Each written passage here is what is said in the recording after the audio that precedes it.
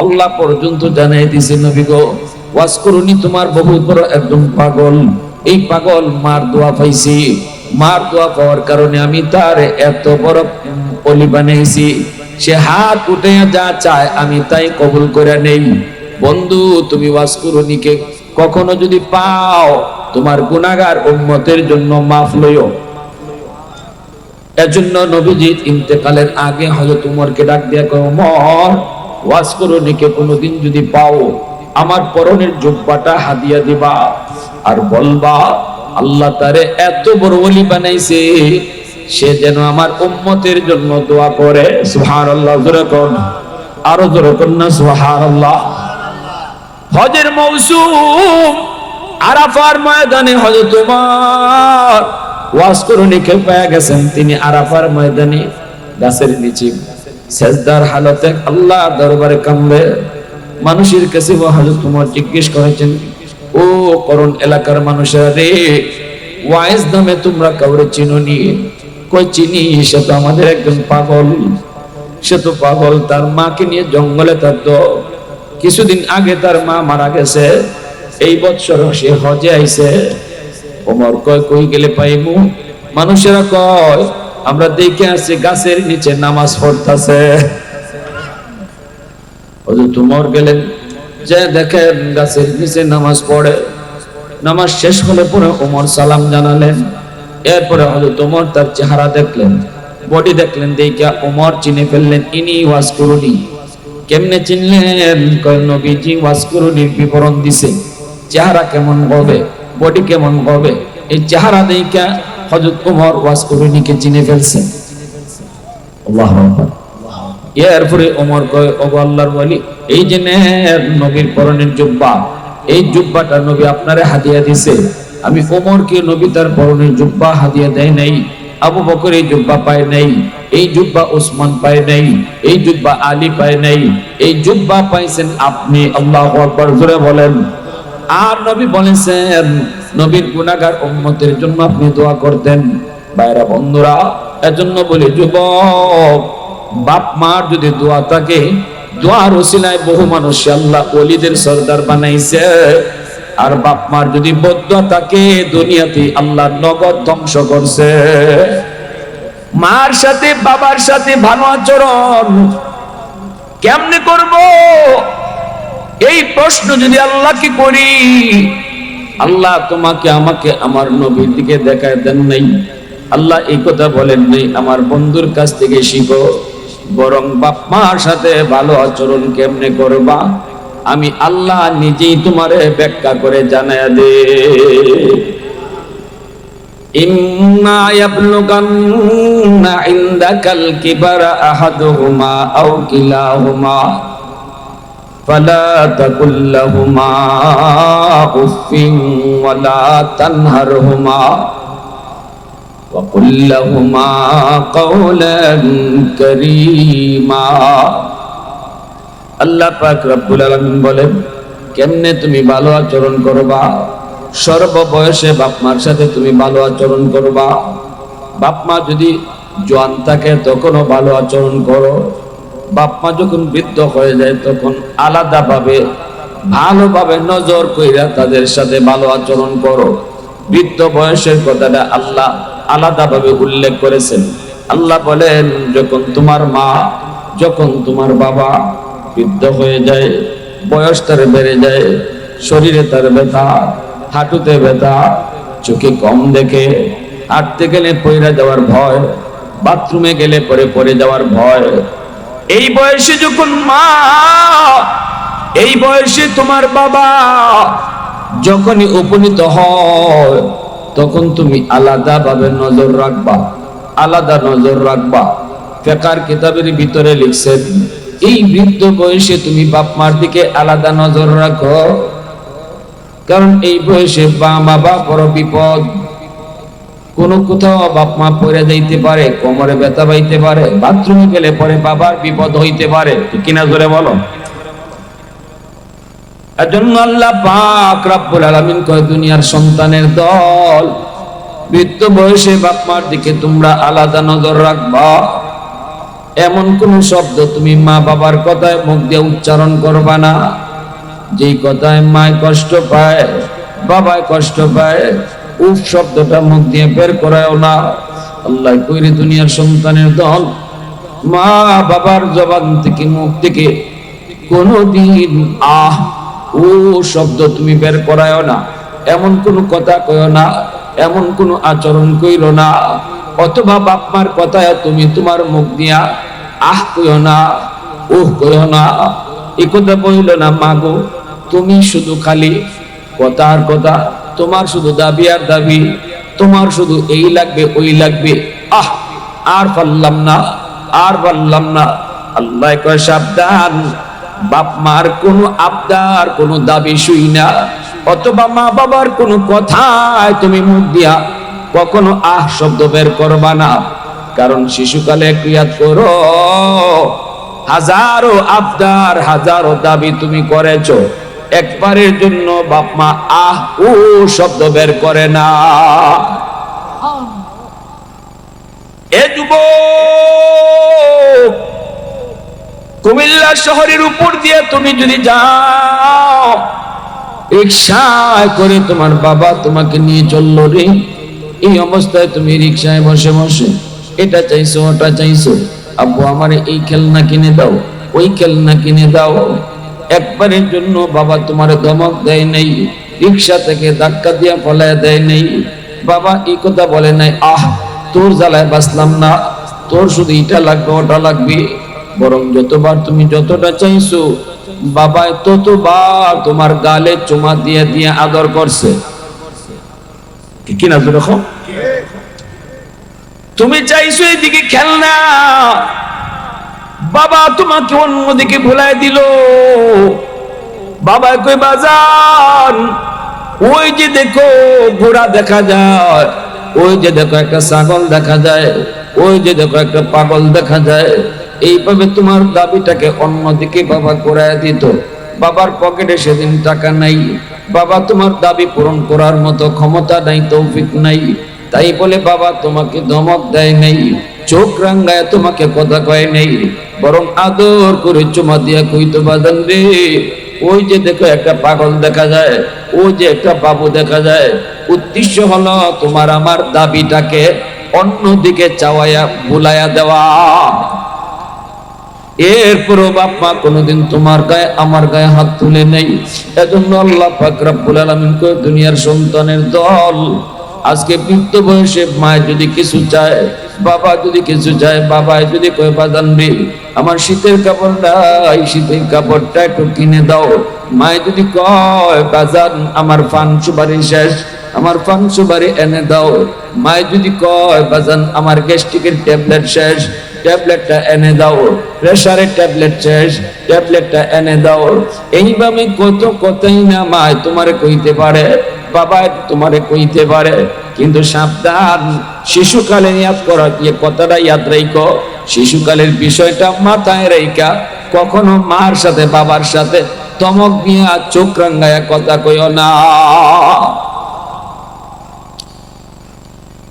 তোমার আমার দাবি পূরণ করার জন্য মা বাবা কত কত কষ্ট করলো। বাবা যদি বাজারে গেছে, বাবার পকেটে টাকা নাই, সন্তানের ওষুধ লাগবে, এই যুবক তুমি তো শিশু, তখন তুমি অসুস্থ, ওষুধ লাগবে, ওষুধ শেষ, মায় বইলা দিছে স্বামী গো বাজারে যাইতেছো, আমাদের মানিকের ওষুধটা শেষ, ওষুধ লাগবে। বাবা বাজারে গেল ঠিকই, কিন্তু বাবার পকেটে ঔষধ কেনার টাকা নাই। কিন্তু কেমনে টাকা ঔষধ কিনে আনবে? ধার করে হলেও ঔষধ কিনছে।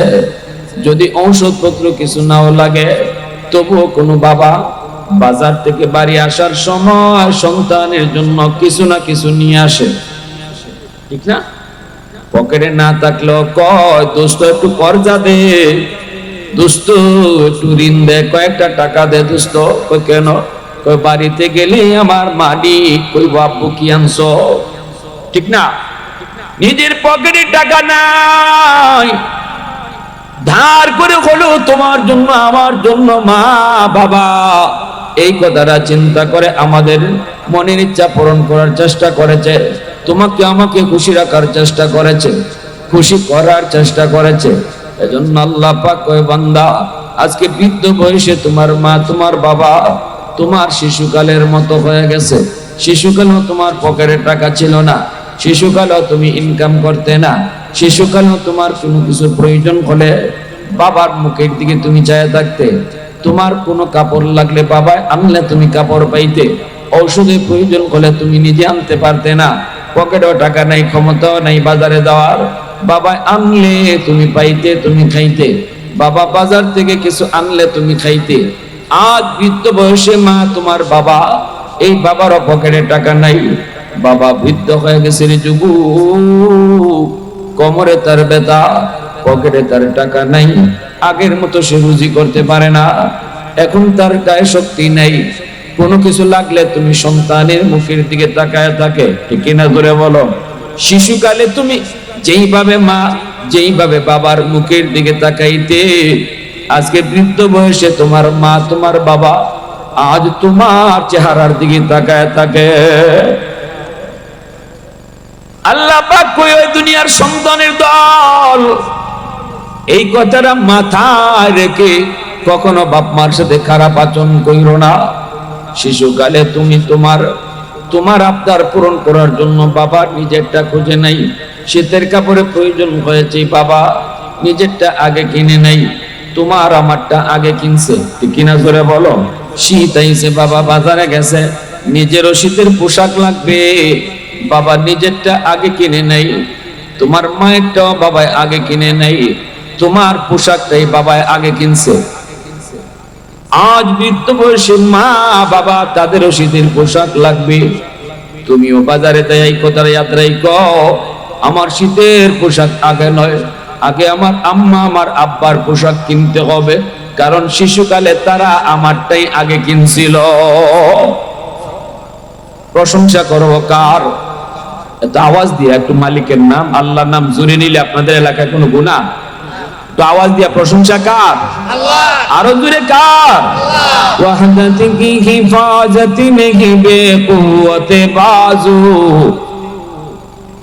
ওয়াহদাতি কি হিফাজতি নেহি বেকুওয়াতে বাজু, আতিনি কি কুছ কামি হাত লে খুদা দাদ, आती की कुछ कामी हा अपने खुदा दा, ऐ मर्द खुदा तुझको कुव्वत नहीं हासिल, जा बैठ किसी गार में अल्लाह का कर याद, ये सच है कि बातिल की तरफदार नहीं हम, गद्दार न समझो गम गद्दार नहीं हम, फूलों की तरह नरम मिजाज अपना है नजर, हम तीरी नहीं नेज़ा व तलवार नहीं ख़ाब, हम तीरी नहीं नेज़ा व तलवार नहीं ख़ाब। मुसलमाনের আওয়াজে বলো আল্লাহু আকবার। আমার ভাইরা বন্ধুরা, যুবক মা শীতের বিছানার মধ্যে কত রাত আমি বজরা করে দিয়েছি, মা ভিজা বিছানায় শুয়েছে, আমাকে বুকে রেখে রাত কাটায় দিছে। কত মা শীতের দিনে ভিজা বিছানায় শয়, কিন্তু সন্তান রে বুকে রেখে রাত কাটায় দেয়। এজন্য বলি যুবক, আজকে মা আজকে বাবা তোমার বৃদ্ধ, তাদেরকেও তুমি ঘরের এমন জায়গার মধ্যে রাখো, লাগলে তুমি শীতের কষ্ট পাও, কিন্তু বাপ মারে এমন রুমের মধ্যে রাখো যেই রুমে রাখলে পরে শীতের কষ্ট পায় না। কিন্তু আমি আপনি করি কি? আমি আপনি বাচ্চাগুলি লইয়া ভিতরের রুমে আরামে থাকি। অনেক সন্তান মাকে বাবাকে এমন রুমে রাখে যেই রুমে বাতাস ঢুকে, ঠিক না জোরে বলেন? বারান্দার রুম, পিছনের রুম, এই রুম সেই রুম, যেই রুমটা হলো সাইড রুম, সাইড রুমে থাকলে পরে বাতাস ঢুকে শীতের কষ্ট হয়। একটাবারও তুমি চিন্তা করলেন আল্লাহ কি বলছে? আল্লাহ কয় বৃদ্ধ বয়সে বাপ মার দিকে আলাদা নজর রাখো, কারণ বৃদ্ধ বয়সটা হলো শিশুকালের মতো। শিশুকালটাতে তুমি এই যেমন ছিলে, বাপ মাও তোমার বৃদ্ধ বয়সে এইরকম হয়ে গেছে। শিশু বাচ্চারা যেমন এক কথা বারবার কয়, বৃদ্ধ বয়সে বুড়া মানুষ এরাও এক কথা বারবার কয়। শিশু বাচ্চা যেমন একটু বেশি বেশি কথা কয়, যন্ত্রণা জ্বালাতন একটু বেশি দেয়, বৃদ্ধ মানুষ যখন বেশি বয়স বেড়ে যায় তখন সেও এক কথা বারবার কয়, একটু বেশি বেশি কথা কয়, জ্বালাতন করে। আল্লাহ পাক কয়, শুনো, শিশু বয়সটা বৃদ্ধ বয়সটা শিশুকালের মতো। শিশুরা যেমন শিশুকালে মা বাবার দিকে চেয়ে থাকে, বাপ মার আদর পায়, বাপ মা আনলে সে খায়, বাপ মা দিলে সে পায়। বৃদ্ধ বয়সে তোমার মা তোমার বাবা তোমার চেহারার দিকে তাকায় আছে, সন্তান তুমি দিলে পায়, তুমি দিলে খায়, ঠিক কিনা? এজন্যই শীতের দিনে একটু খেয়াল করে দেখো, যেই মা তোমাকে সবসময় বুকে রাইখা সারাটা শীতের সিজন কাটাইতো, নিজে শীতের কষ্ট করলো, সন্তানকে শীতের কষ্ট পেতে দিত না। আজকে ওই মা বৃদ্ধ বয়সে উপনীত হয়েছে, এই মাকেও তুমি এমন জায়গায় এমন ব্যবস্থা করে রাখো, তুমি কষ্ট পাইলে পাও শীতের, কিন্তু মা যেন কষ্ট না পায়। হাকিমুল উম্মত মুজাদ্দিদ মিল্লাত মাওলানা আশরাফ আলী থানভী রাহমাতুল্লাহ আলাইহি তিনি বলেন, কিতাবের ভিতরে লেখছেন, একজন বাবা, বৃদ্ধ বাবা একজন জোয়ান ছেলেকে নিয়ে ঘরের দরজার সামনে বসা আছে। এই অবস্থায় বাবার চোখে পাওয়ার নাই, কোমরে শক্তি নাই, দাঁড়াইতে পারে না, সোজা হয়ে বাঁকা হয়ে দাঁড়ায়, চোখে ঠিক মতো দেখে না, বয়সের কারণে কানে ঠিক মতো শুনে না। এই অবস্থায় জোয়ান ছেলে, আদরের কলিজার টুকরা সন্তান, আজকে বড় হয়েছে, বাবার পাশেই বসা। এই অবস্থায় বাবার কানের মধ্যে বাজলো একটা পাখির ডাক। বাবা তখন বলতেছে, বাজান এটা কিসে ডাকে? সন্তান কয়, আব্বু এটা কাক। কই কই বইছে? ওই যে আমাদের আম গাছের ডালে। বাবা তো দেখে না, বাবা ঠিক মতো শুনেও না। বাপে আবার কয়, বাজান এটা কিসের ডাক? ছেলে কয়, আব্বু বললাম তো এটা কাকের ডাক। বাপে আবার কয়, বাজান এটা কিসে ডাকে? ছেলে তখন একটু রাগ করে কয়, বললাম না এটা কাউয়া কাউয়া। বাপে কয়, বাজান রে তিনবার বলছি, তিনবার জিগাইতে তুমি রাগ করছো, কিন্তু মনে পড়ে গেছে বাবা, এই জায়গায় বসে শিশুকালে তুমি আমাকে গাছের ডালে একটা কাক ডাকতেছিল, আমাকে বারবার বলতেছিলে, আব্বু এটা কিসে ডাকে? আমি বলেছিলাম কাক। আবার বলেছিলাম, আব্বু এটা কিসের ডাক? আমি বলেছিলাম কাক। আবার বলেছিলাম, আব্বু এটা কিসের ডাক? তখন আমি তোমার গালে চুমা দিয়ে বলছিলাম, আব্বু এটা কাক। আমি তোমাকে তিনবারের সময় গালে চুমা দিয়ে কইছি, আব্বু এটা কাকের ডাক। আর আজকে তুমি আমাকে তিনবারের সময় ধমক দিয়া কইছো কাকের ডাক, ঠিক না? একবার নয়, দুইবার নয়, 10 বার তুমি আমাকে জিজ্ঞেস করেছিলে, 10 বার। 10 বারই আমি তোমার গালে চুমা দিয়ে দিয়ে কইছি, আব্বু এটা কাকের ডাক। একবারও বাবা রাগ করিনি, একবারও তোমার ধমক দেই নেই, একবারের জন্য চোখ রাঙাই নেই, বরং চুমা দিয়ে দিয়া আদর করে করে বারবারই শুধু কাক বলেছি। এজন্য হাকিমুল উম্মত থানভী রাহমাতুল্লাহ আলাইহি বলেন, উম্মতের দল, ও নবীর উম্মতের দল, আল্লাহ পাক বিশেষভাবে বৃদ্ধ বয়সের কথাটা উল্লেখ করেছে, কারণ এই বৃদ্ধ বয়সে বাপ মা একদম অসহায় হয়ে যায়। বৃদ্ধ বয়সে বাবা অসহায়, মা অসহায়।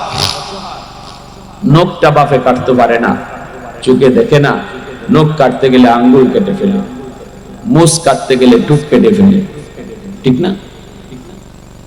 আল্লাহ পাক কয়, এই বয়সে তুমি তোমার বাবার নখটা কেটে দাও। আল্লাহ কয়, বুড়া বয়সে আলাদা নজর, নখটা তুমি কেটে দাও। মুছটা তুমি কেটে দাও। এ যুবক, এই নখ কাটতে যায়, মুছ কাটতে যায়, যতবার নজর তোমার বাবার চেহারার দিকে তোমার পড়লো, মায়ার নবী, দয়ার নবী, রহমতের নবী, যেই নবী জীবনে কোনো দিন মিথ্যা বলেন নাই, ওই নবী বলে মা মিন ওয়ালাদিন বারিন ইয়ানজুরু ইলা ওয়ালিদাইহি নাজরা রাহমাতিন ইল্লা কাতাবাল্লাহু লাহু বিকুল্লি নাজরাতিন হাজ্জাতাম মাবরুরা। যতবার নজর বাবার চেহারার দিকে পড়ছে, রাসূল বলেন ততবার তার আমল নামায় আল্লাহ পাক কবুল হজের সওয়াব আল্লাহ দান করে। এজন্য যেই সন্তান বাবার নখটা কেটে দিল, বাবার মুছটা কেটে দিল, বাবা বুড়া হয়ে গেছে, নিজের হাতে পারে না, এই যুবক যতবার নজর বাবার চেহারায় পড়লো, ততবার আমল নামায় কবুল হজের সওয়াব। বাংলার জমিন থেকে মানুষ হজে যায়, 3 লক্ষ 5 লক্ষ 7 লক্ষ টাকা খরচ করে, এরপরও হজ কবুল হয় কি হয় না কোনো গ্যারান্টি নাই। নিয়ত যদি ভালো না থাকে হজ কবুল হবে না, টাকা যদি হালাল না হয় হজ কবুল হবে না। কিন্তু আমার নবী বলেন, সন্তান যদি মায়ার নজরে বাবার চেহারার দিকে তুমি মায়া করে তাকাও, মার চেহারার দিকে যদি মায়ার নজরে তাকাও, আল্লাহ পাক তোমাকে কবুল একটা হজের সওয়াব দান করবে। এজন্যই থানবী রহমাতুল্লাহি আলাইহি বলেন, যেই সন্তান বেশি বেশি করে মা বাবার চেহারার দিকে নজর দেয়, এই সন্তানকে আল্লাহ পাক দুনিয়াতেই মরণের আগে আগে আল্লাহ তারে মক্কা মদিনা জিয়ারত নসিব করায় দেয়। কারণ কি? কারণ হলো এই মানুষটা, এই যুবকটা, এই সন্তানটা বাপ মার চেহারার দিকে বারবার তাকায়া তাকায়া, বাপ মার চেহারার দিকে মায়ের নজরে তাকায়, কথা কয়, মনে আনন্দে কথা কয়, মার সাথে বৈশা গল্প করে, বাবার সাথে বৈশা গল্প করে, ফ্যামিলির বিষয়ে মার সাথে পরামর্শ করে, বাবার সাথে পরামর্শ করে। যদিও বাবা বৃদ্ধ, বাবার পরামর্শ নেয় না, না আব্বারে না জিগায় কিছু করে না। এই সন্তান যখনই বাবার কাছে বৈশা যখন পরামর্শ করে, বাবার চেহারার দিকে নজর দিল, আব্বা আপনি এই ব্যাপারে কি বলেন, আম্মা এইভাবে করতে চাই কি কোন, আম্মা তুমি কও কর্ম কি কর্ম না, আব্বা আপনি কোন কর্ম কি কর্ম না। এইভাবে মা বাবার সাথে বৈশা বৈশা সংসারের বিষয়গুলা আলাপ কইরা সমাধান করে সিদ্ধান্ত নেয়।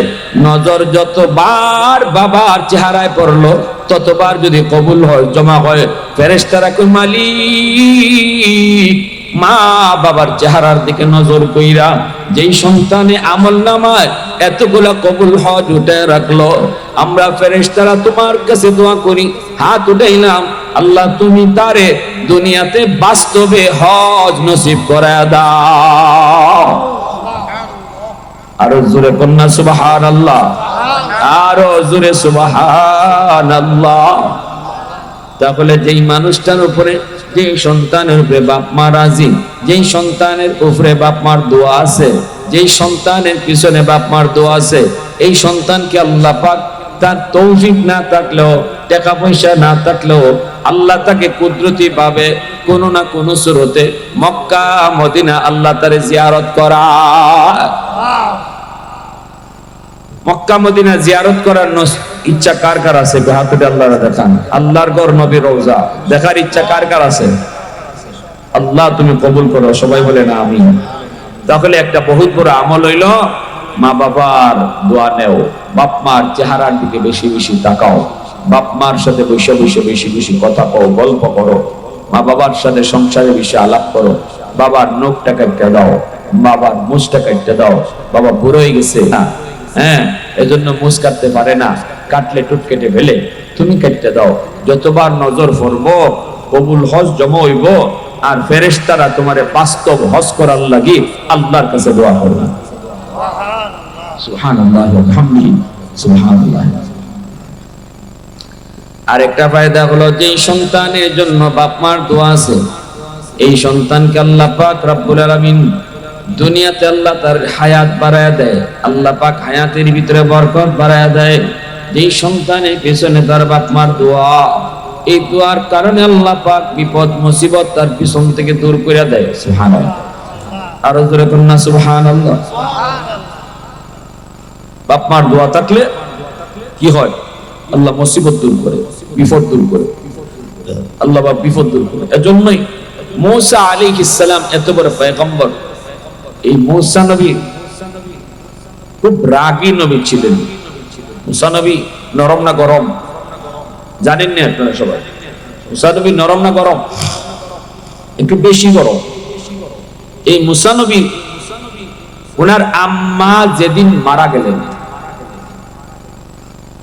ওনার আম্মা যেদিন মারা গেলেন মূসা নবী, এই দিন আল্লাহ বলতেছে মূসা আজকে থেকে আজকে তোমার কে মারা গেছে? মূসা নবীকে আল্লাহ আমার আম্মা মারা গেছে। আল্লাহ তো মূসা অতএব আর মার দোয়া তোমার পিছনে নাই, আজ থেকে দোয়া অফ হয়ে গেছে। অতএব সামনে যত হাঁটবা আগের মতো বেহুশ হয়েও না, হুশ রেখে হাঁটতো। আগে হাঁটছো, বিপদ আইছে, মার দোয়া ছিল, আমি আল্লাহ বিপদ কেটে দিছি। সুবহানাল্লাহ জোরে বলেন। একজন নবীরে আল্লাহ কি কইতেছে? এত বড় পয়গম্বরে আল্লাহ কি কয়? মার দোয়া ছিল, আমি আল্লাহ বিপদ কেটে দিছি। আজ মা দুনিয়ায় নাই, এখন থেকে ঘর থেকে বের হতেই হুশে বাইরিও। অ্যাক্সিডেন্ট যদি হওয়ার হয় আর ফিরানোর কিছু নাই। আগে অ্যাক্সিডেন্ট হওয়ার ছিল, মার দোয়া থাকায় আমি আল্লাহ তোমারে বাঁচাই দিছি। সুবহানাল্লাহ। কার কলিজায় ব্যথা দাও? কার কলিজায় ব্যথা দিতেছো? কার কলিজায় ব্যথা দিতেছো? এজন্য আমার ভাইরা বন্ধুরা, হাকিমুল উম্মত বলেন, বাপ মার দোয়া যদি তোমার পিছনে থাকে যুবক, তোমার একটা দুনিয়ার ফায়দা হলো আল্লাহ তোমার বিপদ মুসিবত আল্লাহ দূর করে দিবেন। আর একটা ফায়দা হলো যে সন্তানের পিছনে মার দোয়া আছে, বাবার দোয়া আছে, এই সন্তানকে আল্লাহ পাক দুনিয়াতে ইজ্জতের চেয়ারে বসায়।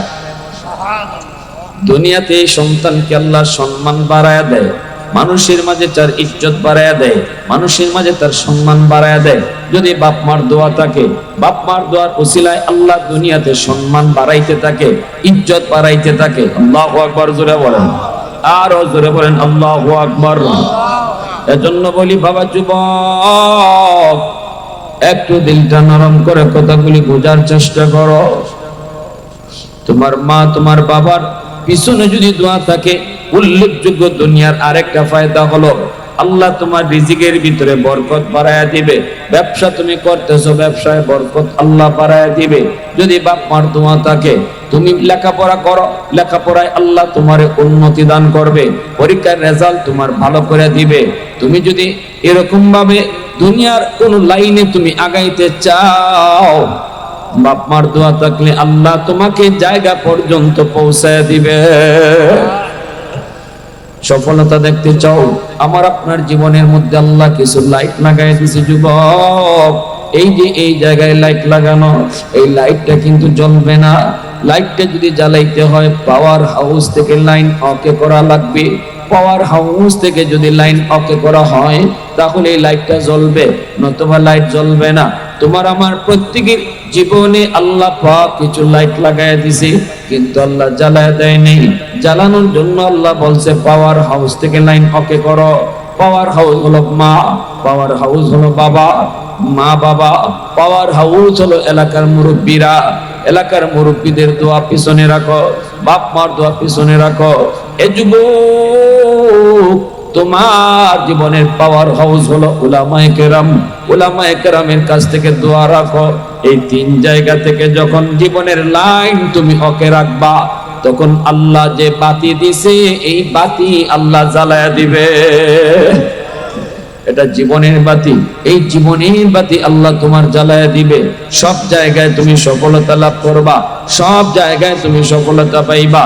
যদি তোমার পিছনে এই তিন জায়গা থেকে দোয়া থাকে, মুরব্বীদের থেকে দোয়া থাকে, বাপ মার থেকে দোয়া থাকে, আলেম ওলামাদের থেকে দোয়া থাকে, অতএব বাপ মার দিলে কলিজায় তুমি ব্যথা দিও না, এলাকার মুরব্বীদের সাথে বেয়াদবি কইরো না। এমনি ভাবে উলামায়ে কেরামের মনে তুমি কষ্ট দিও না। এই তিন জায়গায় যদি তুমি সম্মান নিয়ে চলতে পারো, এই তিনটা জায়গায় যদি তুমি দোয়া নিয়ে চলতে পারো, আল্লাহ পাক তোমার জীবনের বাতি আল্লাহ জ্বালায় দিবে। আল্লাহ নবী রহমতের নবী বলেন, উম্মতের দল তিন ব্যক্তির দোয়া বদদোয়া আল্লাহ দরবারে সরাসরি কবুল হয়ে যায়। সালাসাতুন দাওয়াতুম মুস্তাজাবাতুন লা শাক্কা ফীহ, দাওয়াতুল মাজলুম ওয়া দাওয়াতুল মুসাফির ওয়া দাওয়াতুল ওয়ালিদ আলা ওয়ালাদিহি। নবীজি বলেন, তিন ব্যক্তির দোয়া বদদোয়া আল্লাহর দরবারে সরাসরি কবুল। এক হলো মজলুমের দোয়া বদদোয়া, আরেক হলো মুসাফিরের দোয়া বদদোয়া, আরেকজন হলেন মা বাবার দোয়া বদদোয়া, বাপ মার দোয়া বদদোয়া, মজলুমের দোয়া বদদোয়া, মুসাফিরের দোয়া বদদোয়া। এই তিনজনের দোয়া এবং বদদোয়া দুটোই আল্লাহর দরবারে কবুল। মুসাফির যদি দোয়া দেয়, মুসাফিরের কলিজায় যদি দোয়া আসে, মুসাফিরের সাথে আমি এমন আচরণ করলাম যে আচরণে মুসাফির কলিজাটা খুশি হয়ে গেছে। আল্লাহ রাসূল হয় কলিজা খুশি হইতে দেরি, দোয়া কবুল হতে দেরি হয় না। আর যদি তার কলিজায় ব্যথা দেওয়া হয়, ওই কলিজার ব্যথাটাও কবুল হইতে দেরি হয় না। মজলুমের দোয়া বদদোয়া, দুর্বল মানুষের দোয়া বদদোয়া, এটাও আল্লাহর দরবারে সরাসরি কবুল। আমাদের সমাজের ভিতরে একদল মানুষ আছে দুর্বল, এদের গায়ে এদের শক্তি কম, এদের গোষ্ঠী কম, এদের লোকজন কম, এই লোকটার টাকা পয়সা কম, ক্ষমতা কম। এই দুর্বল মানুষটার উপরে সমাজের সবল মানুষ যদি জুলুম করে, কথা কয়ে যদি আক্রমণ করে, হাত উঠায় যদি আক্রমণ করে, জমি দখল করে নিয়ে নেয়, এই দুর্বল মানুষটা সমাজে কারো কাছে বিচার নেয় না, কারো কাছে বিচার নিয়ে যায় না। চেয়ারম্যানের কাছে গেলেও বিচার পাবে না, মেম্বারের কাছে গেলেও বিচার পাবে না, এমপির কাছে গেলেও বিচার পাবে না, কারণ কেউ তার পক্ষে কথা বলবে না। সমাজের মানুষ তো সব সময় সবলের পক্ষে থাকে, দুর্বলের পক্ষে কেউ কথা কয় না, ঠিক কিনা জোরে বলো। এই অবস্থায় দুর্বল মানুষ, নবীজি বলেন, সে যদি আল্লাহর আদালতে বিচার দিয়ে দেয়, দুনিয়ার কোন মামলা না দেয়, আল্লাহর আদালত যদি মামলা দেয়, রাসূল কয় মামলা দিতে দেরি, আল্লাহর আদালতে মামলা গ্রান্টেড হতে দেরি হয় না। আল্লাহর সাথে সাথে মামলা গ্রহণ করে নেয়, আল্লাহর সাথে সাথে মামলা গ্রহণ করে নেয়। কিয়ামতের ময়দানে সবল মানুষটা তার নামাজ, তার রোজা, তার হজ, তার যাকাত সব লইয়া সে জান্নাতে যেতে চাইবে। আল্লাহ বলবেন, তোমার জীবনের নামাজও ঠিক আছে, হজও ঠিক আছে, দান সদকাও ঠিক আছে, সব কিছু তোমার ঠিক আছে, কিন্তু জান্নাতে পরে যাওয়া লাগবে। এত তাড়াতাড়ি জান্নাত পাবে না, নামাজ নিয়ে পরে যাবা। আগে তোমার বিরুদ্ধে দুর্বলের মামলা আছে, এলাকার একজন দুর্বল মানুষের মামলা। এই মামলা তুমি ডিসমিস করো, মামলার রায় আগে তুমি নিজে পাও, তারপরে যাও মামলা আগে সমাধান করো। তখনই আল্লাহ কইব, এই যে তোমার বাদী দুর্বল মানুষটা দাঁড়ায় যাবে, আল্লাহ বলবে তার কাছ থেকে মামলা সমাধান করো। যে হাত জোর করে কইব, ভাই মাফ করে দাও, মাফ করে দাও, আমি ভুল করেছি, অন্যায় করেছি। তখন দুর্বল মানুষটা কইব, বাইরে আখিরাতের ময়দান মাফ করার জায়গা না, হাসরের ময়দান কেউ কাউরে মাফ দেয় না। মাপ চাওয়ার জায়গা, মাপ দেওয়ার জায়গা ছিল দুনিয়ার জগৎ। হাসরের ময়দানে মা সন্তানকে মাপ দিবে না, হাসরের ময়দানে বাবা তার ছেলেকে মাপ দিবে না, ছেলে মারে মাপ দিবে না, বন্ধু না ভাই ভাইরে মাপ দিবে না, কেউ কাউরে মাপ দিবে না। সবাই শুধু একটা চিন্তাই করবে, ইয়া নফসি ইয়া নফসি। সবাই শুধু একটা আওয়াজ করবে, ইয়া নফসি ইয়া নফসি, আল্লাহ আমারে বাঁচাও, আমারে বাঁচাও। কেউ কারো প্রতি দয়া দেখাবে না। তখন ওই দুর্বল মানুষটাই কইব, আমার উপরে তুমি যে জুলুম করেছ, এই জুলুমের বদলা দেও, বদলা কেমনে দিমো? টাকা পয়সা তো হাসরের মাঠে চলবে না। কয় না না, তোমার জীবনের নামাজগুলি আমারে দিয়ে দাও, তোমার জীবনের রোজা আমাকে তুমি দিয়ে দাও, তোমার জীবনের দান সদকা আমারে দিয়ে দাও, হজটা আমারে দিয়ে দাও। এইভাবে দুর্বলের মামলাগুলি ডিসমিস করতে দেয়া একজন মানুষ তার জীবনের পাহাড় পরিমাণ নেকি সব শেষ হয়ে যাবে। এজন্য আল্লাহ রাসূল কইছে, শোনো, এটা বড় সঙ্গীন এক মামলা, অনেক ভয়ঙ্কর মামলা। আল্লাহর আদালতে কোন মানুষের পাওনা লইয়া যদি কেউ উঠে, কোন মানুষের হক নষ্ট করা লইয়া যদি হাসরের মাঠে উঠে, সেটা হোক তার ইজ্জতের উপরে হামলা, হোক তার সম্পদের উপরে হামলা, এই মামলা আল্লাহর আদালতে বড় ভয়ঙ্কর, বড় কঠিন। এজন্য আমার ভাই বন্ধুরা বলতেছিলাম, দুর্বলের দোয়া বদ্ধ আল্লাহর দরবারে কবুল। এমনি ভাবে বাপ মার দোয়া বদ্ধ আল্লাহর দরবারে কবুল। মা যদি দোয়া করে, বাবা যদি দোয়া করে, দোয়া কবুল। বাপ মা যদি বদ্ধ দেয়, বদ্ধ কবুল। বুখারী শরীফের মধ্যে একটা ঘটনা এসেছে, বহুত বড় একজন আল্লাহওয়ালা, নাম ছিল জুরাইজ। এই জুরাইজ তিনি একজন আল্লাহর ওলি, জঙ্গলে থাকতেন। এরকম ভাবে আল্লাহ পাওয়ার জন্য একটা বিধান ছিল, বাড়িঘর সাইরা, বউ বাচ্চা সাইরা, বিয়া শাদী না কইরা কেউ যদি জঙ্গলে গিয়ে শুধু আল্লাহ আল্লাহ করে, তাহলে সে আল্লাহর ওলি হওয়ার একটা পথ হয়, আল্লাহর ওলি হইতে পারে। উম্মতে মুহাম্মদের শরীয়তে না, আমার আপনার নবীর শরীয়ত কয় না, মানুষজন সাইরা বৈরাগী হইয়া জঙ্গলে গিয়া আল্লাহ পাওয়া লাগবে না। আল্লাহ পাইতে হলে ব্যবসা কইরা, দোকানদারি কইরাও পারা যাবে, ঠিক না? লা রুহবানিয়াত ফিল ইসলাম, শরীয়ত বলে বৈরাগ্যতা ইসলামের ভিতরে নাই। না না, দুনিয়াদারি সাইরা দিয়া আল্লাহ পাইতে হবে না। এই নবীর উম্মতকে আল্লাহ পাক রব্বুল আলামিন জানায় দিছে, বন্ধু জানায় দাও, দোকানদারি করতে যায় সে যদি ফজরের নামাজটা পড়ে দোকান খুলে, সারাদিন যদি দোকানদারি করে, এর ভিতরে যদি হালাল ব্যবসা করে, মাপে কম না দেয়, মিথ্যা কথা না বলে, জোহরের আজান হলে যদি আল্লাহর বান্দা দোকানের শাটারটা বন্ধ করে মসজিদে যায়, আল্লাহ পাক কয়, হে বান্দা, ফজর থেকে নিয়ে জোহর পর্যন্ত আল্লাহর বান্দা যতক্ষণ সে ব্যবসা করেছে, পুরা ব্যবসার টাইমটাকে আল্লাহ পাক নফল নামাজের ভিতরে ঢুকায় দিবে। فإذا قضيت الصلاة فانتشروا في الأرض وابتغوا من فضل الله। এটা আল্লাহ পবিত্র কোরআনে সূরাতুল জুমায় আল্লাহ আদেশ দিয়েছেন, তোমরা নামাজ পড়ছো, এইবার তুমি তোমার রিজিকের অন্বেষণে বের হও। দোকানদার হলে তুমি দোকান খোলো, চাকরিজীবী হলে চাকরির টেবিলে বসো, এটা আল্লাহর নির্দেশ। আল্লাহ কই, তুমি যদি কৃষক হও, জমিতে যাও, আল্লাহ কিছু ফজর পড়ে লিছো, ফজরের নামাজ পড়ছো, এখন তুমি তোমার রিজিকের তালাশে বের হও। জোহরের আজান হয়ে গেছে, আবার আমি আল্লাহর কথা, আমি আল্লাহর কদমে সাজদা দেওয়ার জন্য মসজিদে চলে আসো। নির্দেশ কার? জোরে বলেন কার?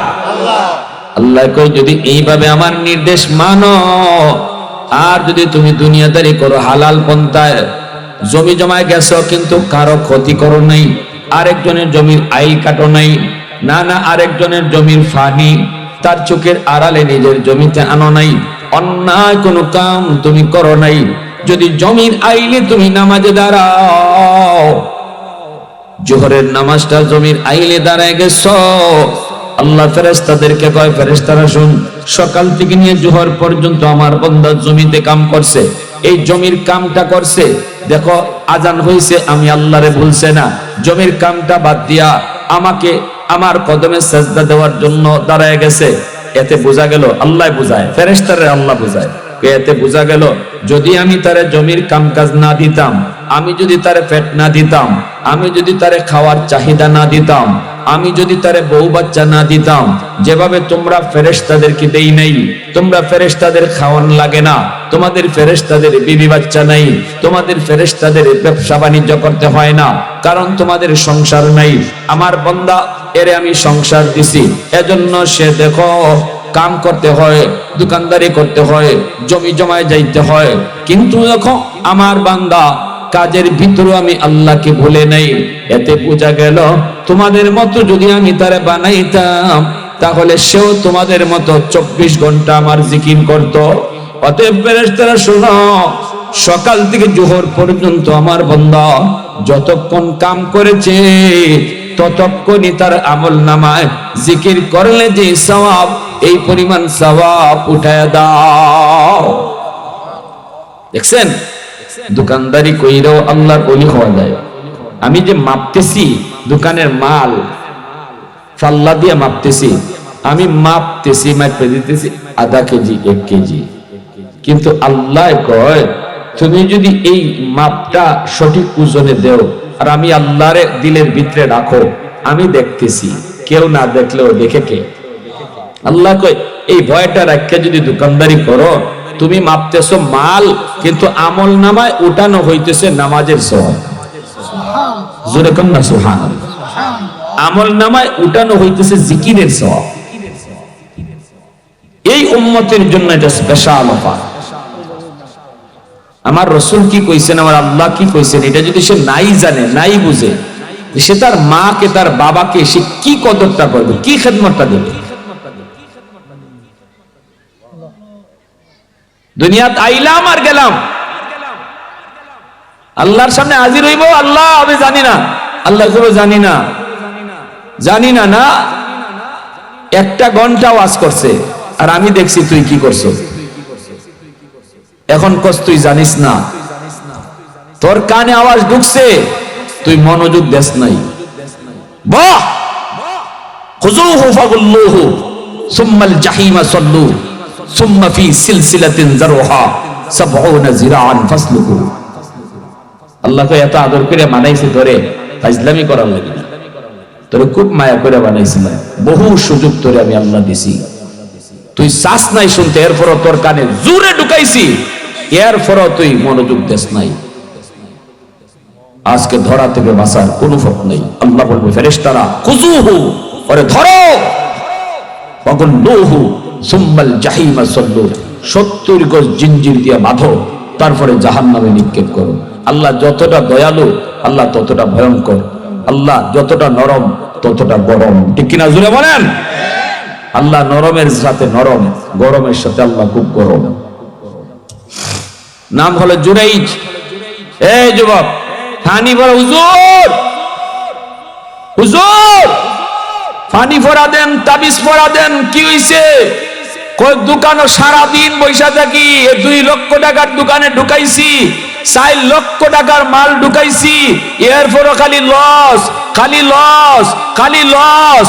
হুজুর একটা তাবিজ দেন, হুজুর একটা তাবিজ দেন। 5 পয়সারও দাম লাভ হইতো না হুজুরের তাবিজে।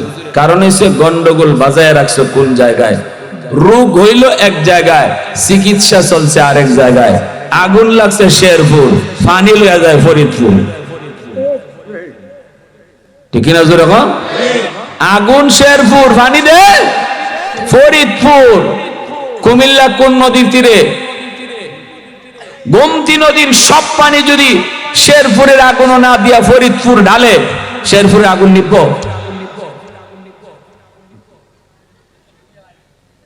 হুজুরে ভানি পড়া না, খালি তাবিজ না, খালি তাবিজ দিয়া যদি আপনার দোকান বইরাওয়ালা, তাও লাভ হইব না। কারণ গন্ডগোল এক জায়গায়। সেটা কি? আল্লাহ বলছে পাওয়ার হাউস থেকে লাইন কাটা। পাওয়ার হাউস বাপ মা, ওই মা বাবা থেকে লাইন কাটা। বাতি জ্বলবে কি কইরা? আরে ভাই, বাতি লাগাইছেন, জ্বালাইতে তো হবে। বাতি লাগাইলেই শুধু হবে, জ্বলতে হবে না? এই বাতি লাগাইছেন, কিন্তু জ্বালাইতে হলে তো লাইন ওকে করো, কারেন্টে পাওয়ার হাউস থেকে লাইন ওকে করো, তবেই তো বাতি জ্বলবে। প্রত্যেকের জীবনে আল্লাহ বাতি দিয়া দিছে ঠিকই, আল্লাহ জ্বালায়া দেয় নাই। আল্লাহ কইছে তুমি জ্বালাও, বাতি আমি দিয়া দিছি। জ্বালাইবা কেমনে? কই মা বাবা পাওয়ার হাউস, ওখান থেকে দোয়া নাও, ওইখান থেকে দোয়া নেও, তাহলে বাতি আমি আল্লাহ জ্বালাইব। দোকানে কেন লস? হুজুর লস কেন? চাকরিতে প্রমোশন পাই না কেন? এত দৌড়াদৌড়ি করে হুজুর সার্টিফিকেটের গাঁটটি লইয়া চাকরি নাই। হুজুর ফানি পড়া দেন, হুজুর তাবিজ পড়া দেন। এটা হুজুরের কাম না তো। যেখানে রোগ এখানে চিকিৎসা করো, যেখানে আগুন ওখানে পানি দাও। আর কি কইমু আমরা? উলামায়ে কেরাম আসি আপনাদেরকে কইয়া যাই, আপনারা কেউ মানলে মানবেন, না মানলে নাই, এতে আমার কিছু আয়ার যায় না। আমার কাম হইল আপনাদেরকে শোনায় যাওয়া, বুঝায় যাওয়া। মানবেন কি মানবেন না সেটা আপনি জানেন আর আল্লাহ জানে। আমাকে আল্লাহ এই দায়িত্ব দিয়ে ফাটায় নাই আপনারে পিটায় নামাজি বানাইতাম। আমারে আল্লাহ এই দায়িত্ব দিয়ে দুনিয়াতে পাঠায় নাই আপনারে টান্না জোর করে আপনারে সুদের ব্যবসা থেকে ফিরাইতাম। আমাকে আল্লাহ এই দায়িত্ব দেয় নাই মার পায়ে ধইরা আপনারে মাপ চাওয়াইতাম। আমার কাম আমি কইয়া যাবো। এবার আপনি মানবেন কি মানবেন না, দিলের কান দিয়ে শুনবেন কি শুনবেন না, নাকি আপনি অবহেলায় কথাগুলা সরাইয়া দিবেন, এটা আপনি বুঝবেন, আমার আল্লাহ বুঝবেন। একদিন আল্লাহর সামনে ধরা আছে, ঠিক কিনা জোরে বলেন? আমার দায়িত্ব আমি আদায় করে দিতেছি। পিয়ন শুধু নোটিশ টানায় দেয়া যায়, জজ সাহেব আপনাকে আগামী কাল কল করেছে, দরজার সামনে নোটিশ টানায় দেয়া যাবে পিয়ন। এবার আগামী কাল আপনি জজের সাথে দেখা করলেও পারেন, না করলেও পারেন, পিয়নের কিছু আসে আর যায় না, ঠিক না? আপনি যদি জজের সাথে দেখা না কইরা আপনি বাঁচতে পারেন, পিয়নের অসুবিধা কি? আমি আপনারে পিয়নের দায়িত্ব আদায় করতে আসছি, নোটিশ লাগাইতে আসছি। এবার আপনি নামাজ না পড়া যদি আল্লাহরে বুঝ দিতে পারেন, আমি মৌলবীর কোনো অসুবিধা নাই। আপনি বাপ মার কলিজায় ব্যথা দিয়া দিয়া যদি এই দেশের মিনিস্টার হইতে পারেন, বাপ মারে ভাত না দিয়া মার কলিজা আঘাত দিয়া যদি আপনি এই দেশের প্রাইম মিনিস্টার হইতে পারেন, আমি মৌলবীর কোনো অসুবিধা নাই। তবে লেখা নেন কপালে, এটা কোনো দিন সম্ভব না, ঠিক কিনা জোরে বলেন? কোনো দিন হবে না। এটা আল্লাহ নিজাম, আল্লাহ নিজাম, নিজাম কোনো সময় পাল্টে না। প্যারে হাজিরিন, ওই যে জুরাই এত বড় আল্লাহর ওলি, এত বড় আল্লাহর ওলি, যিনি হাত উঠে দোয়া করলে আল্লাহ দোয়া কবুল করে, জঙ্গলের মধ্যে বৈশা বৈশা আল্লাহর কাছে জিকির, আল্লাহর বন্দেগী করে। ওই অবস্থায় মা জনপদ থেকে, গ্রাম থেকে ছেলেকে দেখতে গেছে জঙ্গলে। দরজার সামনে মা যায় দেখে দরজা লাগানো। মা দরজার বাহির থেকে ডাক দিল, বাবা জুরাইজ। আল্লাহর ওলি জুরাইজ তখন নামাজ পড়েন। মা ডাক শোনার পর উনি নামাজ ভাঙলেন না, অথচ নামাজটা ছিল নফল নামাজ। এর যুবক, এজন্যই তো আমল করার আগে এলেম লাগে, কিনা জোরা বলেন? আমলের চেয়েও এলেমের দাম বেশি। কারণ জুরাইজ তিনি শুধু আলেম না, কিন্তু আবেদ। নামাজ পড়া পড়া, তসবিহ পড়া পড়া ইনি আল্লাহর ওলি হইছে, কিন্তু আলেম না, কিনা? আলেম যদি হইতো তাহলে বুঝতো নফল নামাজে থাকলে মার ডাকে জবাব দিতে হয় নামাজ ভাঙ্গিয়া, ঠিক কিনা? মাসালা কইছি না আগে? নফল নামাজের ভিতরে যদি তুমি থাকো, নফল নামাজের ভিতরে যদি তুমি থাকো, শরীয়তের মাসালা হলো নামাজ ভাঙ্গো, মা ডাকি বাবা ডাকি জবাব দাও। জুরাইজ তিনি তো নফল নামাজের মধ্যে, ইনি মনে মনে ভাবতেছেন মা হয়তো আমাকে এমনি ডাক দিয়েছে, আমি নামাজটা শেষ করিনি। নামাজটা শেষ করার পর দরজা খুইলা বলবো মা কেন ডাক দিয়েছো, কিন্তু দরজা খুইলা জোরাই দেখে মা চলে গেছে রাগ করে। ছেলে যখন দরজা খুলে না, মা রাগ করে চলে গেছে। দ্বিতীয় দিন মা আবার আসলেন, আইসা আবারও দেখেন দরজা লাগানো, আবারও ডাক দিয়েছেন বাবা জুরাই। তখনও জুরাই দরজা খুলেন না, কারণ তিনি নামাজে।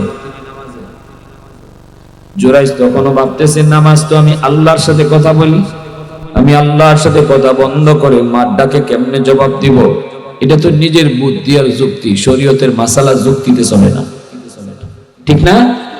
মাসালার সাথে আমার পণ্ডিতি চলবে না, আমার বুদ্ধি চলবে না। মাসালা তো মাসালাই, মাসালায় কয় তুমি আল্লাহর সাথে কথা বললেও শরীয়তের মাসালা হইল আল্লাহর সাথে কথা কওয়া বাদ দাও, মার সাথে কথা কও, বাবার সাথে কথা কও, যদি নামাজ নফল নামাজ হয়। তৃতীয় দিন মা আয়েশা আবার দেখে দরজা লাগানো, মা ডাক দেয় বাবা জুরাই।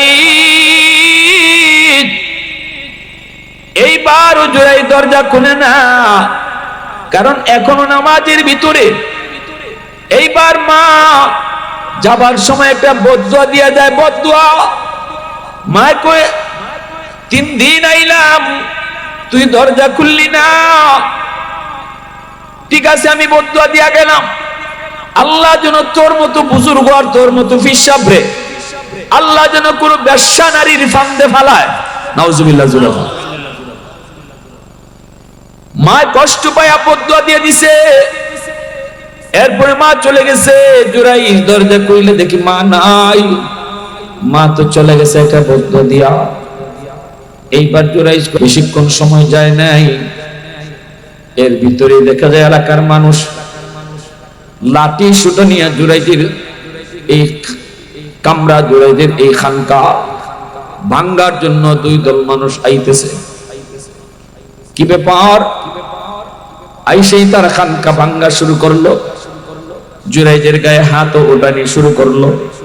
জুরাইজ কয়, আমারে তোমরা এতদিন পর্যন্ত পীর মানছো, আমারে বুজুর্গ মানো, তোমরা আমার মুরিদ, আমারে মারো কেন? কয়, হ এখন তো তুমি বুঝবাই না, কাজ তো ঘটাইছো তুমি বলে কি কও না? কয়, এই মহিলা কি কয় শোনো। জুরাইজ দেখে একটা মেয়ে, এই মেয়ের কোলের মধ্যে একটা দুধের বাচ্চা। এই অবস্থায় কয়, এই বাচ্চাটা কার? জুরাইজ কয়, আমি তো জানি না কার। কয়, হ তুমি তো জানবাই না, কিন্তু মেয়েটা কি কয় শোনো।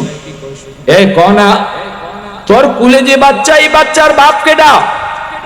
এমনি এই মেয়েটা কয়, আমার কুলের বাচ্চার বাপ হলো এই ফিসাব। নাউজুবিল্লাহ। আসমান ভাঙ্গা যেন জুরাইজের মাথায় পড়লো। মালিক আমি তো কিছুই বুঝি নাই, আল্লাহ কিছুই তো বুঝি নাই, আমি তো এই মেয়েটাকে চিনি না, কেমন করি এমন অপবাদ। জুরাইজ বুঝে গেছে মালিক গন্ডগোল তো ওই জায়গায়, আমার মা আমার বদদুয়া দিয়া গেছে, বদদুয়ার কারণে নগদ শাস্তি। আমি যে এত বড় বুজুর্গ, আল্লাহর সাথে এতদিন ধরে কথা কইতেছে, জুরাইজ হাত উঠাইলে আল্লাহ দোয়া কবুল করে, অত মায়া করে আল্লাহ। সেই জায়গায় আল্লাহ সাথে সাথে মায়া কাটাফ করে দিছে। কে নিয়ে তোমার সাথে আমার দোস্তি? তোমার বিরুদ্ধে যদি মা বদদুয়া দিয়া যায়, তাহলে আমি আল্লাহর সাথে তোমার কোনো দোস্তি নেই। কারণ রেদার রব্বি ফি রেদাল ওয়ালিদাইন, সাকাতুর রব্বি ফি সাকাতিল ওয়ালিদাইন। রাসূল কয়, বাপ মার দোয়া, বাপ মা খুশি থাকলে আল্লাহ খুশি, আর বাপ মা নারাজ হইলে আল্লাহ নারাজ হয়ে যায়। এখানে মা নারাজ হয়ে গেছে, সাথে সাথে আল্লাহ তার উপরে রাজি ছিল, মার নারাজ হওয়ার লগে লগে আল্লাহ নারাজ হয়ে গেছে। এইবার জুরাইজ কয়, আমার কথাগুলি একটু শোনা। কই, শুনবার কোনো সুযোগ নাই, এতদিন পর্যন্ত আমাদের কি ধোঁকা দিছো।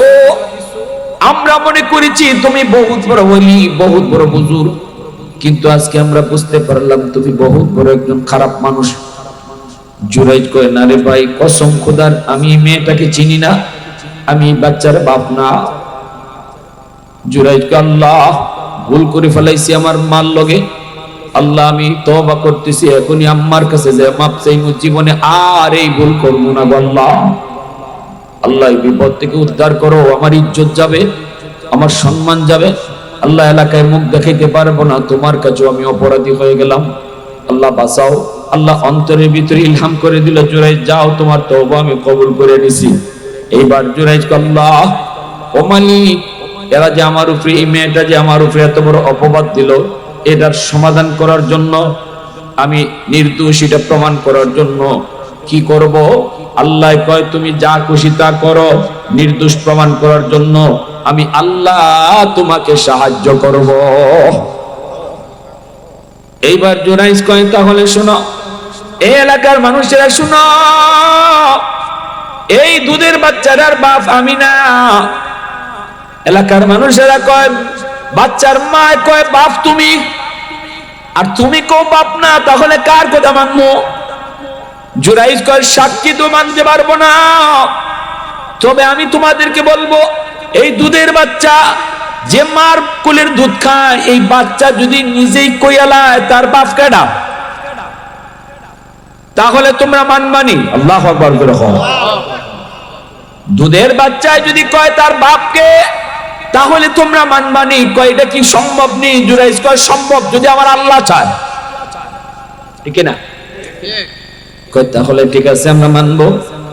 এইবার জুরাইজ যায় এই বাচ্চাটার পেটের মধ্যে আস্তে করে গুতা দিছে। আল্লাহ তো কয়ে দিছে, যা খুশি করো, সাহায্য আমি করব, কারণ তুমি তো আমার বলি। একটু বিপদে ফালাইছি, একটু পরীক্ষায় ফালাইছি, একটু তোমারে কুচট খাওয়াইছি, একটু বুঝতে দেওয়ার লাগে। জীবনে কোনোদিন মার কলিজায় ব্যথা দিও না। মা যদি নারাজ হয়, তোমার বুজুর্গি থাকবে না। বাবা যদি তোমার উপর নারাজ হয়, তোমার বুজুর্গি থাকবে না। তোমার যত বুজুর্গি, তোমার যত বড় উলায়াত, তুমি যত বড় জিলানি, তুমি যত বড় চিশতি, সব কিছু মার পায়ের তলে, বাপের পায়ের তলে। আল্লাহ। জোরাই যায় ছোট বাচ্চারা পেটের মধ্যে আস্তে করে গুতা দিয়া কয়, এই বাচ্চা তুই কহ তোর বাপকে। জীবনে দুধের বাচ্চার কথা কয়? পৃথিবীতে 3টা দুধের বাচ্চার কথা কইছে। পৃথিবীতে 3 জন দুধের বাচ্চার কথা কইছে। 2 জনের কথা আইছে কোরআনও, আর 1 জনের কথা আইছে হাদিসও। 2টা দুধের বাচ্চা যার কথা কোরআনে আইছে, একজন হলেন ঈসা আলাইহিস সালাম। মরিয়ম আলাইহিস সালামের কুলে থেকে ঈসা আলাইহিস সালাম কইছিলেন, আমার আম্মারে তোমরা খারাপ কইও না, আমার আম্মা নির্দোষ, আমার আম্মা পবিত্রা, আমি আল্লাহর পক্ষ থেকে পয়গম্বর। আল্লাহু আকবার। ইন্নী আব্দুল্লাহ আতানিয়াল কিতাব ওয়া জাআলানি নবিয়্যা। ঈসা নবীর মার কুলে দুধের শিশু, তখন এই সার্টিফিকেট, মা যে নির্দোষ, মা যে পবিত্র, এই সার্টিফিকেটটা সন্তানে দিতেছে। তাও কোন সন্তান? দুধের সন্তান। আরেকটা দুধের বাচ্চার সার্টিফিকেট, ইউসুফ আলাইহিস সালাম জুলেখার হাতে ধরা খাইলেছেন। জুলেখা ইউসুফ আলাইহিস সালামের দৌড়ায় নিয়ে গেছে। 7টা গেট ফাড়ি দিয়া ইউসুফ তুমি বাইরেছেন, আর জুলেখা পিছন দিক দিয়ে টান দিয়ে ধরছে, জামা পিছনে ছিঁড়ছে। 7 গেট বাইরে দেখে জুলেখার স্বামী সামনে দাঁড়ানো। এখন জুলেখা পড়ছে বিপদে। স্বামীর সামনে জুলেখা কয় কি কয়? ইউসুফ নবীরে দোষ দিয়া দিছে। দেখছো, যারে এতদিন ফালছো, সে তোমার স্ত্রীর সাথে তোমার আমানতে খেয়ানত করতে আইছে। ইউসুফ নবী কয়, নাউজুবিল্লাহ, আমি এমনটা করি নাই, আপনার স্ত্রী আমারে ভিতরে ঢুকাইছে। এখন জুলেখার স্বামী কার কথা মানবে? জুলেখা কয় জুলেখা নির্দোষ, ইউসুফ নবী কয় ইউসুফ নবী নির্দোষ। এবার স্বামী কারে নির্দোষ বলবে? তখন একটা দুধের বাচ্চা সার্টিফিকেট দিছিল। পবিত্র কোরআনে সূরা ইউসুফ যারা তেলাওয়াত করেন আপনারা পাইবেন, পড়বেন। একটা দুধের বাচ্চা কইছিল, আজিজে মিশর, আমি আপনারে কয়ে দেই, দেখেন ইউসুফের জামা সামনের দিকে সিরা না পিছের দিকে সিরা? সামনে যদি সিরা থাকে বুঝবা ইউসুফ দোষী, আর পিছনে যদি সিরা থাকে বুঝবা জুলেখা দোষী। সাথে সাথে জুলেখার স্বামী জামা পরীক্ষা করে দেখে পিছনে সিরা, জুলেখা দোষী সাব্যস্ত হয়েছে, ইউসুফ নির্দোষ হয়ে গেছে। এই 2টা দুধের বাচ্চার কথা কওয়া, দুধের বাচ্চা থাকাকালীন সময়ে কথা বলছে, এই কথা আল্লাহ কোরআনে বলছেন। আরেকটা দুধের বাচ্চার কথা হাদিস শরীফে আসছে, বুখারী শরীফ জিলদে সানি, ইমাম বুখারী নিয়ে আসছেন। এই বাচ্চা জুরাইজ যখন কইছিল, এই বাচ্চা তুই ক তোর বাপকে, তখনই দুধের বাচ্চার জবান খুলে গেছে। বাচ্চাটা তখন ডাক দিয়ে বলছিল, আমার বাপ অমুক একজন বকরি রাখাল, এই রাখাল হলো আমার বাপ। রাখালের সাথে মেয়েটার অবৈধ সম্পর্ক, বাচ্চা পেটে আইছে, বাচ্চা হইছে। এরপরে 2 জনে মিললে সব রাখালে বুদ্ধি দিছে, তুই যদি এখনই বাচ্চা নিয়ে গ্রামে ঢুকো আর আমার কথা বলো, তাহলে তোরেও মেরে ফেলবে, আমারও মেরে ফেলবে। কারণ আমি একটা রাখাল, আমার কোনো বংশ নেই, আমার কোনো শক্তি নাই, আমার পক্ষে কেউ দাঁড়াবে না। অতএব আমাকে হত্যা করবে, তোরেও হত্যা করবে। অতএব আমার কথা না বইলা ফিসাবের কথা বলবি, কারণ ফিসাবের পক্ষে একদল আছে, ঠিক না? একদল আছে ফিসাবের অন্ধভক্ত। ফিসাবে আকাম কুকাম করলেও কইব না আমার ফিসাব ঠিক, ঠিক না? ফিসাবে যত যাই করো, এরপরও ফিরের বিরুদ্ধে তার সামনে কিছু কোন যায় না। তো এর জন্য বুদ্ধি শিখাই দিছে, তুই ফিসাবের কথা কই দিবে, কইলে এলাকার মাঝে লাগবো দুই দলে মারামারি, ফাঁকে দে তুইও বাচ্চা যাইবে আমিও বাচ্চা যাইবে। কেমন বুদ্ধি শিখাই দিছে দেখছেন?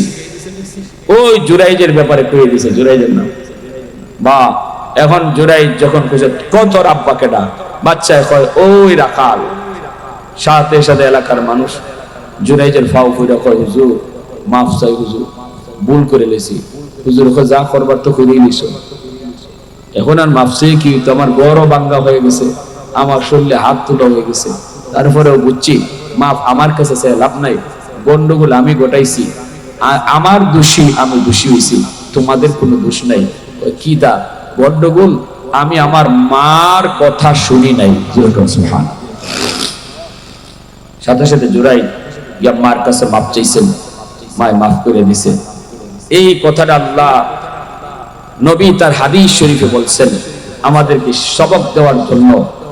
আমার বুজুর্গি, আমার চেয়ারম্যানি, আমার মেম্বারি, আমার শিল্পপতির শিল্পগিরি, সব অহংকার নিমিষের ভিত্তি আল্লাহ শেষ করে দেবে যদি বাপ মার কলিজায় ব্যথা লাগে, ঠিক কিনা? আর যদি এই কারণে নবীর নবুয়ত, ওলিদের বিলায়ত আল্লাহ মার বাবার ফার তলে রাখছে। মঈনুদ্দিন চিশতির আম্মায় কয়, বাবা একদিনে প্রথম নজরে তোমার চেহারা দেখা 90,000 হিন্দু মুসলমান হইছে, এটা তুমি মঈনুদ্দিন চিশতির কোনো ক্রেডিট না, এটা আমি মার ক্রেডিট। আমি মার কারণে তুমি এত বড় বলি হইছো। আমি জীবনে কোনোদিন তোমাকে ওযু সারা দুধ খাওয়াই নাই। সুবহানাল্লাহ, আরো জোরে বলুন সুবহানাল্লাহ। আমার ভাইরা, আর লম্বা কোনো কথা না, শেষ কথাটা একটা কইলাই, এই কথাটা কই শেষ দিমু। শোনাইলাম একটা ঘটনা যে মার বদদুয়া কেমনে লাগছে। এবার আসুন মার দোয়াটা কেমনে লাগে। বাইজিদ বুস্তামির নাম শুনছেন না?